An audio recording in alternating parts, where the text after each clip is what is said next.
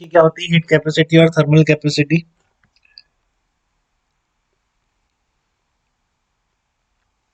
ये amount of heat required to raise the temperature of the body by 1 degree centigrade.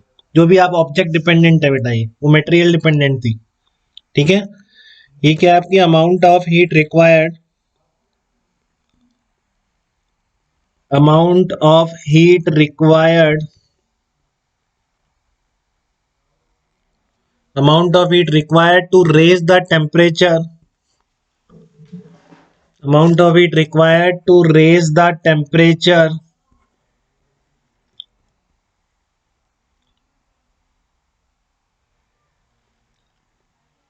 by unit degree, amount of heat required to raise the temperature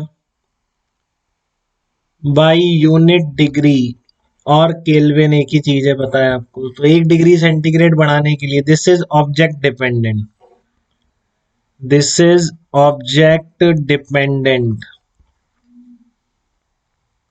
ठीक है। तो कोई object है, उसका temperature, उसकी heat capacity आपको क्या दे रखी, देखो वहां पे स्मॉल एस लिया था अपन ने, ठीक है। यहाँ पर कैपिटल एस ले रहे हैं बेटा, इसकी कैपिटल एस हीट कैपेसिटी के लिए ले रहे हैं। ध्यान रखो मोलर स्पेसिफिक हीट का हमेशा कैपिटल सी यूज कर रहे हैं, स्पेसिफिक हीट स्मॉल एस से डिनोट कर रहे हैं, और हीट कैपेसिटी या थर्मल कैपेसिटी का कैपिटल एस ले रहा हूं मैं। दिस इज ऑब्जेक्ट डिपेंडेंट, ये आपकी ऑब्जेक्ट डिपेंडेंट रहेगी। स्पेसिफिक लगते ही वो मटेरियल डिपेंडेंट चीज हो जाती है, यूनिट ग्राम के लिए हो जाती है। तो इसमें अगर डेल्टा क्यू लिखना है क्या होगा, simple C into delta theta. Unit degree बढ़ाने के लिए ऑब्जेक्ट का कितनी चाहिए, कैपिटल सी, तो डेल्टा थीटा बढ़ाने के लिए कितनी चाहिए, सी इंटू डेल्टा थीटा, ठीक है। कोई दिक्कत नहीं इसमें, इसमें रिलेशन हो सकता है क्या, ये जो आपकी हीट कैपेसिटी और स्पेसिफिक हीट कैपेसिटी में क्या रिलेशन होगा बताओ, जल्दी बताओ। Relation between capital C and small s, relation between heat capacity and small s में क्या रिलेशन हो जाएगा।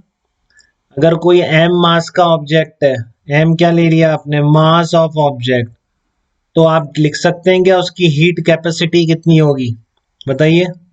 ओहो गलत कर दिया ना, बोला नहीं आप लोगों ने, कैपिटल एस आया।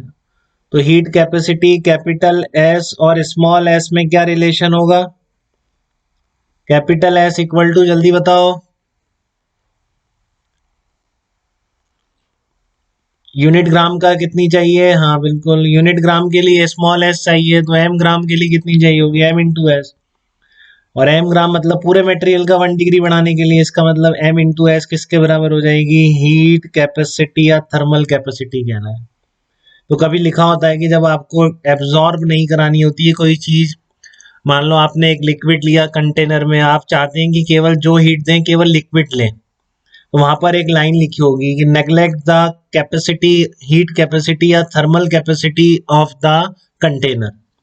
तो मतलब फिर आप उसका कंटेनर का टेम्परेचर चेंज के लिए वो कोई हीट नहीं लेगा, उसका टेम्परेचर चेंज नहीं होगा, क्योंकि इसको रेफर कर रहा है वो।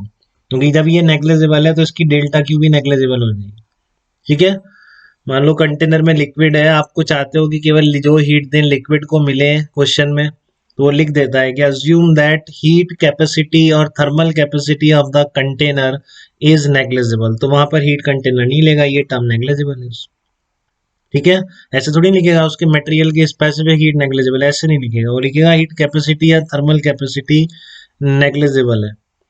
तो उस केस में उस कंटेनर जितनी हीट लेगा वो आप उसमें अकाउंट में नहीं लेंगे, केवल लिक्विड जो है आपका वो हीट ले लेगा। या और कोई मटेरियल होगा, 2-3 मटेरियल एक साथ आ रहे होंगे, उसमें से किसी की आपको थर्मल कैपेसिटी नेग्लेजिबल बता दी, तो वो हीट एब्जॉर्ब नहीं करेगा, ठीक है।